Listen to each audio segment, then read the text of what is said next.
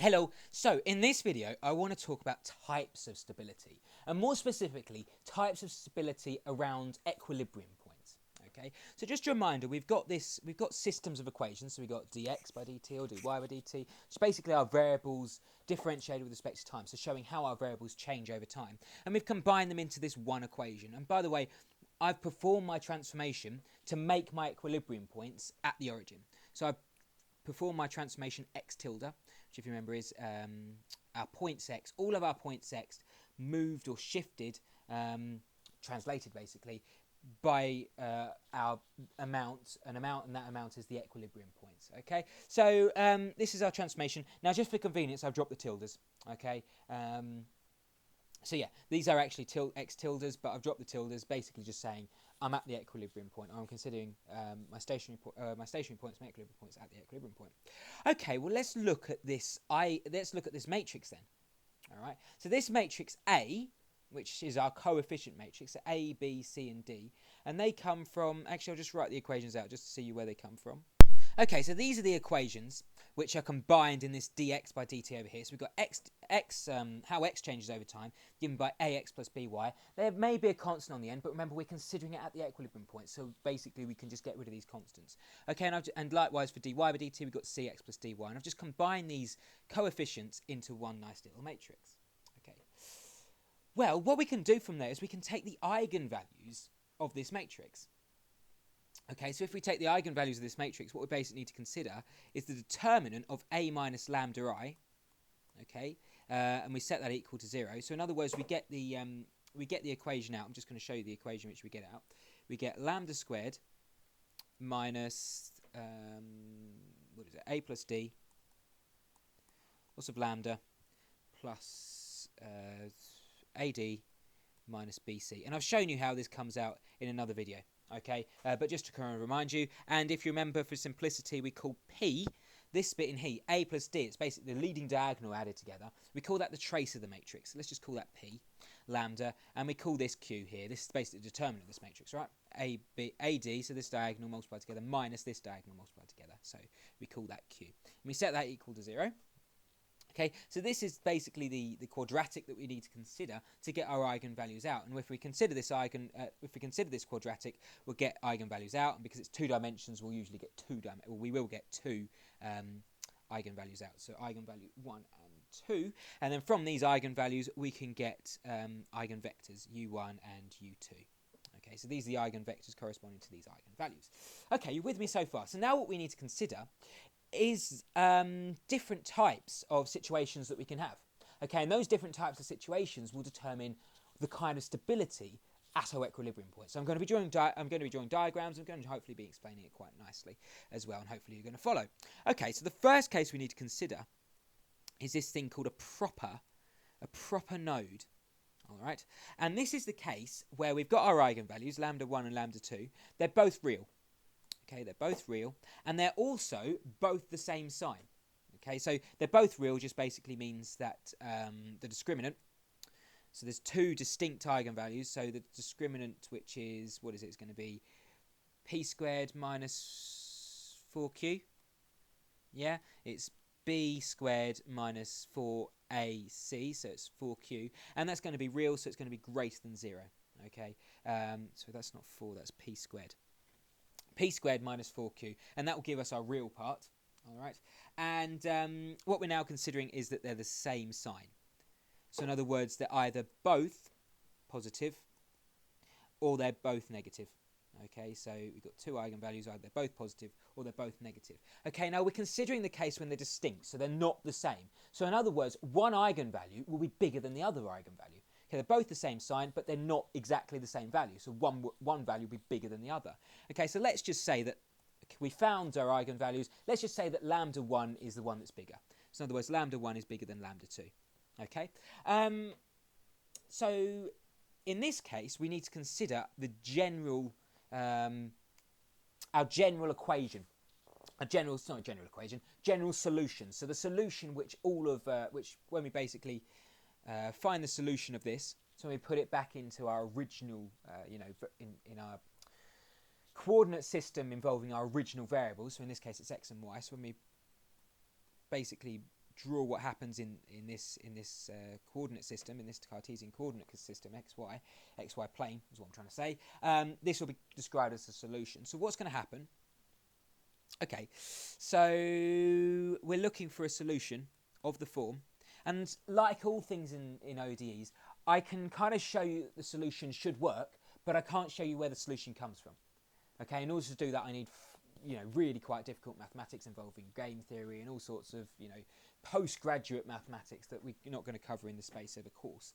Okay, so all I'm just going to tell you is that this is what the solution should look like. So it's going to basically involve our eigenvalues times time, because we're going to consider what happens to the eigenvalue over time. That's the whole point of these phase portraits. And this is then plus, and then we got an eigenvector associated with this eigenvalue, plus C2 times e to the lambda 2 t u2. Okay, so this is what the general solution is going to look like. Okay, and that, if you think about it, it kind of makes sense. It's going to involve the eigenvalues and it's going to involve the eigenvectors, and you kind of combine. We can group all the eigenvalues and eigenvectors into kind of one nice, neat little term. Okay, doesn't necessarily matter where each where the constants and the e's and t's and things, how they contribute to it. The point is, this is the general solution of this case where our eigenvalues are both real. Okay, so if this is the case, all right, we basically need to consider what happens to this solution as we move forward through time. Right? So I've said that lambda 1 is bigger than lambda 2. Well, look, lambda 1 is being multiplied by t. Yeah? So as we move forward through time, we're making t bigger and bigger and bigger. We're not changing lambda, and we're not changing u. Okay, our eigenvectors. We're not changing our eigenvalues, not changing our eigenvectors. Our constant's there. E is just a constant. So t is the thing which we're changing in the equation. So as we move forward through time, are you happy that we're making t bigger and bigger and bigger? Well, if lambda 1 is bigger, then therefore this term, as we move forward through time, is going to become the dominant one. Yeah? You can verify that just by putting in a number. Let's say, for example, well, no, I'm not going to do it. I'm going to let you do that yourself. But if you're not quite seeing it, go away and just put in numbers, or even if you just do solutions, this will become clear. But basically, hopefully you can see that as we move forward through time, making this t bigger and bigger and bigger, well, eventually, this lambda is going to make this term so big that it's basically just going to dwarf this term. So we can basically just ignore this term, right? But this is basically the dominant one as we go forward through time. So this dominates. As we go forward through time, remember as we go forward through time, we write it as t goes to infinity. So as we make time bigger and bigger and bigger, the value of time bigger and bigger and bigger, we're basically going forward in time. So as t goes forward, this is the term which dominates, which basically means that this eigenvector, u1, that's the eigenvector corresponding to this eigenvalue. This is the term that dominates, which basically means that this eigenvector will be the one that all solutions will want to tend towards. So if we basically draw our eigenvectors on, so what have we got? We've got this one as u1, right? So this one is u1. This is our eigenvector u1, and this is our eigenvector u2. Remember, we can draw them anywhere. We can draw these eigenvectors anywhere anywhere we like. Basically, there's loads of parallel ones as well. The point is, an eigenvector is just a simplified version of a vector. It's basically just a stripped down version of a vector. We're not bothered about, we can include any one which is parallel to a vector. So we're including all the parallel vectors, including any length, any direction. The point is, all we're interested in is how u1 relates to u2. Okay, so in other words, the angle which happens between them. That's the only thing that we're interested in, really, when we're comparing two eigenvectors. Okay, now these two eigenvectors are actually solutions. And it makes sense that solutions, the only place where solutions can meet, is at an equilibrium point. Does that make sense? Because when you're considering things like simultaneous equations, if you've got one graph, okay, so this is one graph, then you plot another graph on, you set them equal to each other, that basically means they share the same point. So it makes sense kind of with solutions. The only place that solutions can meet, solution curves can meet, is actually at an equilibrium point. So here's going to be my equilibrium point. But I don't know at the moment whether it's going to be stable or unstable until I draw the trajectories on, the paths which all the solutions take. So, okay, I'm basically saying that as we tend to infinity, so as we go forwards in time, we're going to want to become like this eigenvector. Now, remember, we can be any eigenvector which is parallel to this. So, in other words, we're wanting to look, as we go forwards in time, we're wanting to look like u1. Okay, so we wanted to come forward and we're going to be parallel to u1. Okay, so that's bearing in mind. So I know that we're going to tend to u1. So let's tend to u1. All right, I'll just draw this in. Sorry, what am I doing? Okay. As we go forward in time, we're tending to the eigenvector u1. Okay, so as we go forward in time, we're basically coming in towards this eigenvector u1. And as you can see, we're kind of becoming parallel at this point. Maybe if I draw it a little bit better. It's like that. As you can see, as we come closer and closer to the equilibrium points, we move further forward in time, we're becoming closer to this u1, we're becoming parallel to this u1. Hopefully you can see that, and if I draw it in like that. And it also makes sense that then, if we go forwards in time, this term dominates. Well, as we go backwards in time, this t is going to basically become like fractions and really, really small. Okay, so this is the smaller term. Okay, so as we go forwards in time, so as t approaches negative infinity, this is the term which dominates. Yeah, so in other words, as we go backwards in time, we're going to look like this u2. So we're going to be parallel to this u2 as we go backwards in time. So if we're backwards in time, we're parallel to this u2. Then as we come in, we're going to become basically, as we go forwards in time, so we're going forwards in time, we're becoming parallel to u1. Hopefully that makes a bit of sense. Okay, so in other words, this is my equilibrium point just here in the centre. Okay, this is my equilibrium point here in the centre, and I'm approaching this equilibrium point. So if all my solutions are approaching the same point, we say that's stable. We're all ending up at the same point, so therefore we say that that is stable. Okay, and the unstable case is basically just the opposite case of this. Okay, so just let me very quickly sketch it in. I'm not going to explain it in so much detail because hopefully you can see that it is just the opposite case. So we denote an unstable node just with a not filled in circle. Okay, I've still got the same, this is still u1 and this is still u2. Okay, this is still u2 and it's exactly the same trajectories, except this time it's almost like considering going in the opposite direction. Okay, it's just an opposite graph.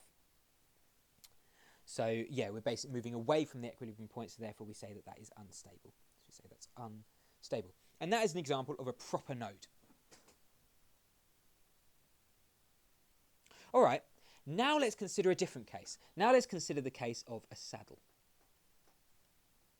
Okay, so now let's consider the case of a saddle. So our eigenvectors, sorry, not our eigenvectors, our eigenvalues are still real.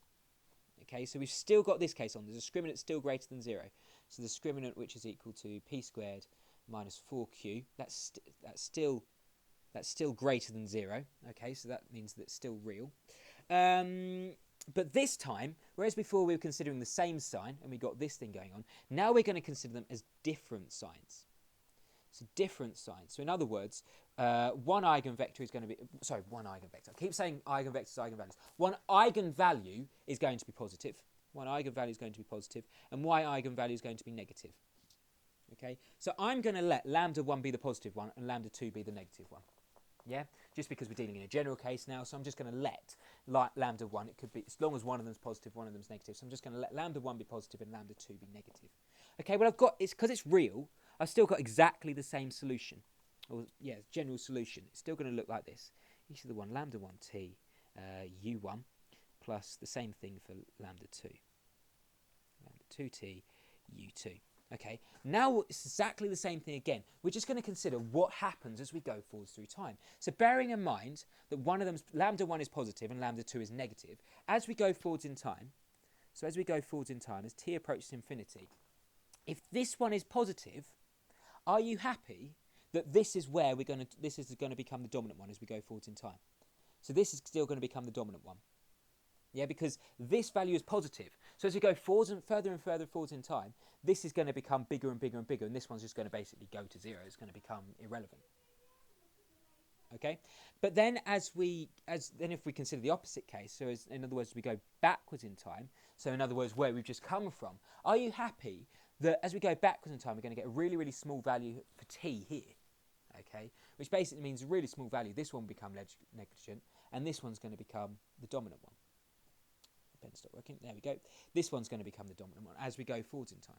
So in other words, we're going to start here, yeah, because we're backwards in time. We're kind of back at the origins of this system. We're going to basically start looking like this eigenvector here, this u2. That's where we're going to start from. And then we're going to end up looking like u1. All right, so let me draw the two eigenvectors on again. These are my two eigenvectors. Now, in general, we always draw them perpendicular to each other. it doesn't honestly matter. It could be kind of like, you know, this kind of system going on. It doesn't have to be parallel, but just for convenience, basically, as you know, there will be some angle between them. Basically, we just draw them on like this for convenience, so we can see more clearly what's going on. Okay, so this one's U2 like before, and this one's U1. Okay, and basically we're going to start off looking like U2. Okay, so we're going to start off looking like U2, so we're basically going to be parallel to U2 at the start. And then as we go forwards through time, we're basically going to finish up looking like U1. Okay, we're going to tend towards U1, so we're going to become parallel to U1, because remember, a parallel eigenvector is just an eigenvector still. You know, a vector which is parallel to an eigenvector is still going to be an eigenvector, right? So basically we're going to start here, and we're going to sweep round, and we're going to end up looking like this. Okay, hopefully you can see this. It's going to look like that, and then going to look like that. Okay, so we're going to start at U2, and we're going to basically head towards looking like U1. Okay, so this is U2, so we're going to come in through here, and we're going to end up down here. Then if we just follow the trajectories, actually on the eigenvectors themselves, we're going to end up coming in down here. Okay, and likewise if we're coming from this side, we're coming in towards the equilibrium point. Coming in towards the equilibrium point as we come in. As we go forwards through time, we're coming in towards this equilibrium point. But then if you follow these arrows here, these trajectories here, we're going to then start heading away if we head along U1. So as we go further and further forwards in time, so in other words, we come in towards the equilibrium point, but then we swing away and we move away. So therefore, this has to be unstable because we don't end up at the equilibrium point. Okay, so this is unstable, and this is known as a saddle. Okay, and this is unstable. So what have we done so far? Well, we've considered the real cases. We've considered the real case where they've both been the same sign, where both the eigenvalues have been the same sign. Remember, the eigenvalues come from this matrix here. And that kind of makes sense. I should really just talk about why we just consider the eigenvalues. Well, if you look at these equations, okay, what's going to distinguish these two equations? What's going to make these equations, you know, unique to other equations? Well, it's going to be these coefficients. Because we're always going to have an x to the power of 1. We're always going to have a y to the power of 1. So we're going to have an x and we're always going to have a y. So the thing which distinguishes this equation, say, from any other linear equation are these coefficients a and b. Yeah? So therefore, it makes sense that we're just considering the thing which defines these equations in the first place. So we're considering this coefficient matrix. Okay? And eigenvalues are basically where we get rid of all the impurities in a matrix and just left with the thing which defines that matrix. So if we get rid of all the impurities, we're left with the eigenvalues. All right? So that's why we just consider the eigenvalues, and then from that we get the eigenvectors, and we draw the phase plane. So the eigenvectors are basically defining what is happening with these equations. Okay, it kind of is quite a long path and long route that we've taken, and many steps that we've taken. But basically what we've done is we've simplified it and simplified it and simplified it and simplified it until we get to the eigenvector, the very thing which kind of is at the heart of these equations and define these equations, are really useful things to define them. So yeah, we've considered the real case now. We've considered both real cases where they've been the same sign. We've just basically considered which one's dominated. And we've considered the stable case, so where they tend towards U1, they come in towards the equilibrium point. But then if they tend towards U2, then they head away from the equilibrium point, so that's unstable. And then we've considered the case where their eigenvalues are different signs. So one's positive, one's negative. And as you can see, they're always going to start looking like one eigenvector, then they're going to finish up looking like another eigenvector. So we're going to get this kind of system going on, which is a saddle point. Okay, now those are the two sort of real cases. Now we're going to consider this thing called focus, and centre. Focus and centre. Okay, and this is the case. So if we consider the real case, it makes sense now that we're considering the complex case. So in other words, where lambda 1 and lambda 2 are complex. Okay, and why will they be complex? Well, if the discriminant's less than 0. So if the discriminant, which remember is p squared minus 4q, if that's less than 0, then we're basically going to get an imaginary part, right? Because of course it's a, you know, we end up, yeah, it's just the quadratic formula, right? We've got lambda equals minus b. Actually, I'm just going to write the quadratic formula down in general. So minus b plus or minus the square root of b squared minus 4ac over 2a. Okay, so the discriminant is when this thing is less than 0, so we're going to end up with imaginary parts. So, you know, we're going to end up with square root negative numbers, so we're going to need imaginary parts, which is why it's going to be complex. Okay, and of course the quadratic that we're considering is lambda squared minus p lambda plus q. Okay, so when we plug that in there, we're going to end up with complex parts, and this is where the complex parts happen. Okay, and as you can hopefully see, This is the real part. The b is basically defining the real part, okay? But then we've got plus or minus. So the two roots that we can get, it'll be a real part, so a real part, let's call it alpha. Then it can be plus or minus, and this corresponds to each root, plus or minus an imaginary part, beta I. Yeah? So the two roots are going to be lambda 1 equals alpha plus beta I, and then the lambda 2, the other root, is going to obviously be the conjugate of it. So in other words, a negative in between the real part and imaginary part. Does that make sense? Hopefully that's just sort of a reminder of complex stuff that we've been doing since sort of first year, really. In some cases A-level, if we've been doing further maths. Well, if we let this thing happen, so I've let lambda 1 be alpha plus beta I, and lambda 2 equal alpha minus beta I. Well, because it's complex now, we no longer consider a general solution looking like this. We can no longer look at general solution looking like this, because this is for real. Okay. Well, now because we've got complex parts, we're going to have to consider something slightly different. Now, if you remember from before when you were doing ODEs, you know, solving differential equations, or even just from complex, you know, if we have R, so this is Euler form, R e to the I theta, we can write that in trigonometric form as just R, what is it, cos beta, sorry, that's cos theta, plus I sine theta, yeah? So we're going to basically be looking for a general solution which looks something like this. Okay, and let me just show you what it is. Likewise, you know, hopefully I can show you why it should be that. Even if I can't show you explicitly, I can kind of hint towards why it should be that. Kind of fudge mathematical argument. It's going to look like this. E to the alpha t, so this is the real part basically. Okay, b cos beta t. So because we're dependent on time, because we're changing the value of time, okay, we've got to have time in this equation, or this solution. Beta t plus c sine beta t. And kind of by convention, we always choose, or b and c are always chosen to make this positive. So for example, if we choose force this equation kind of real, yeah? Because if you look here, there's an I. If you look in here in the Euler form, there's an I, okay? Well, if we just let c equal, say, like I, yeah, then we've kind of forced it real. Or we choose c in such a way that we force this equation real. Maybe you can go away and think about that. So b and c force this equation to be real. All right. Now look at this general solution. I'm going to look at this general solution just very quickly because we've got this is our real part. This is alpha. Okay, this is our real part, and this is our imaginary part. This is beta. Okay. So if we just consider this part inside the square brackets, okay. So this part inside the square brackets, so b cos beta t plus c sine beta t. So let's just consider it as, I'm just going to consider it as r cos theta plus r sine theta. Okay, well hopefully you can recognise that will give us a circle. Okay, because if you just draw out a triangle, draw out a right angle triangle, so this is our angle theta now, okay, and this is the length of this hypotenuse is r, so some radius, r, okay, and this is going to be r cos theta, yeah, because this side is going to, the cos of this angle is going to equal this side over this side, so just rearrange it to get r cos theta, this side is equal to r cos theta, and likewise this is r sine theta. Well, what's going to happen as we vary the value of theta? Are you happy that because we fixed r is fixed, we can't move that, these sides, the r cos theta side and the r sine theta side, will have to change as we vary theta. So let's consider an angle up here. Okay, we're going to consider a shorter r cos theta side, but now a longer r sine theta side. Okay, and likewise if we consider up here, okay, this is just basically, and we could keep going, and basically what we'll do is we'll sweep out a circle, because we can go negative as well. That's a very badly drawn circle, I do apologise. Maybe I'll try just one more go. Don't want to spend too long on this. There we go. It's a bit better. Okay, so we fix the triangle at the origin, and we just see what happens as we vary theta. And if we look at what happens when we vary theta, we basically just get a circle back.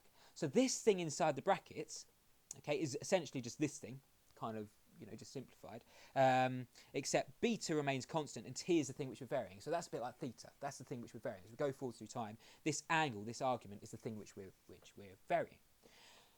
Okay, so this is going to give us a circle. Now this is the thing then we've got to look at. So we know this will give us a circle. This will always give us a circle. What's going to happen? So basically this thing outside the brackets, the e to the theta t, that's the thing we've got to consider. Okay, so maybe if I just write it out again, so x of t equals e to the alpha t, b cos beta t, plus c sine beta t. So this is the general solution. of our complex case. So what's going to happen? So basically it's going to be alpha. You know, t will be varied. Okay, we can't stop that being varied. Basically, we're going to look at what different values of alpha. So in other words, different values are a real part. This is our you know, our eigenvalues correspond to these complex numbers. So what's going to happen for varying values of alpha? So what's going to happen if alpha comes out as different cases? So for example, negative equal to 0 and positive, all right? Well, let's consider the case when alpha is negative. So when alpha is negative, what's going to happen? Well, are you happy that e to the alpha t is going to make that, if that's negative, that's going to become smaller. As we increase t, this is going to become smaller because this is negative. Okay, so say like if it was negative 4, for example, alpha was negative 4. So this is going to become e to the negative 4t, all right, which is 1 over e to the 4t. So basically, as we make t bigger and bigger and bigger, we're getting a bigger and bigger denominator, which means that we're getting a smaller and smaller number overall. So basically, if alpha is negative, we're going to make our circle decay.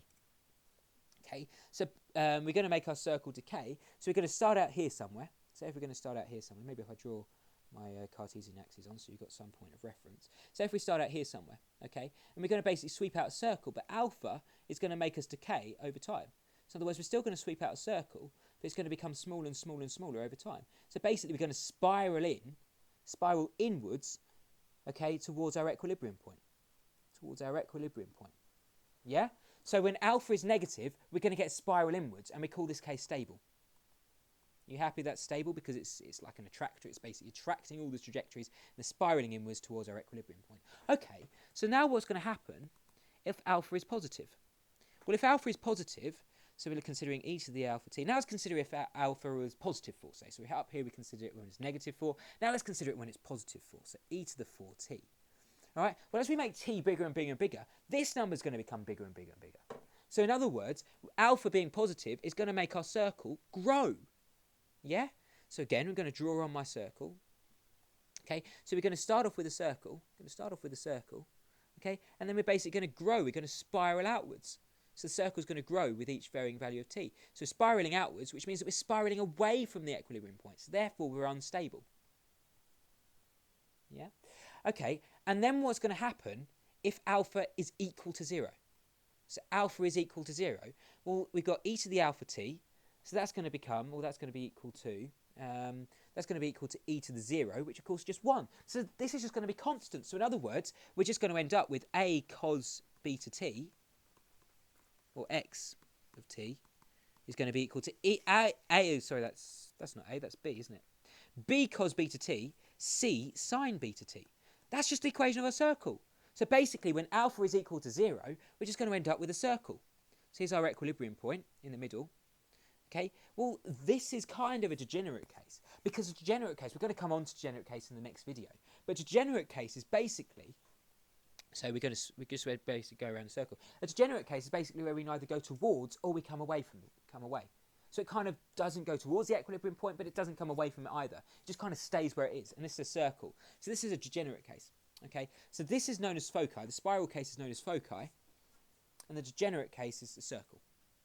All right, so it's just circle. So maybe if I just make that a little bit smaller, let's just summarise exactly what we've done. These are the 3 main types. Okay, we are going to do a different video on the other 3 types, which kind of come up less often, but these are the 3 main types that you really need to know.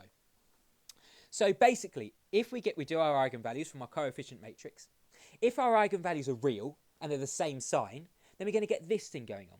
We're going to get a proper node. Either it's going to be stable or unstable. And we can work out whether it's stable or unstable just by considering this general equation. Maybe we'll make it a bit bigger. There we go. We just consider this general solution, okay? And we can work out which eigenvalue would dominate, and so therefore we can work out, the direction of the trajectories and see whether it's stable or unstable. Unstable is more just kind of going back in time. Then we consider the saddle case. So that's when it's real. But instead of the eigenvalues being real, but instead of the eigenvalues being different signs, we consider when they're the same sign. This was proper nodes when they were the same sign. Okay, now we consider when they're different signs. So one's positive and one's negative. Well, again, we consider the same general solution because that is the general solution of real eigenvalues. Okay, and we get a saddle because we start off looking like one eigenvector and then we finish up looking like the other eigenvector. Okay, so that's an equation of a saddle, and it's unstable. It's always if it's a saddle, it's always unstable because it kind of goes towards, but then it hits, then it kind of veers away at the last minute kind of thing. It has a last ditch attempt, if you like, a plane which is coming in, okay, and it's heading in towards a target, and then it kind of pulls up and it pulls away at the last minute. Okay, that's kind of a saddle going on. And then we looked at the case when it was complex, when the eigenvectors were complex. Sorry, the eigenvalues were complex. All right, and that means that one of them will be alpha plus beta I, and the other one will be the conjugate. Okay, and this is the general solution for a complex solution. So you can see in here that this square bracket will give us a circle, but this real part, if you like, out the front, this real part, we need to look at what happens to the real part. And that will tell us whether the circle grows, whether it decays, or whether it just stays the same and remains as a circle. So if alpha is negative, it means it decays, so it comes in. Okay, and we call that stable. If alpha is positive, it means it grows outwards. So therefore, we're growing away from this equilibrium point, so we're unstable. And when it's equal to 0, it means it's constant. So we just stay on the circle. And that's known as a degenerate case. So hopefully that makes a bit of sense.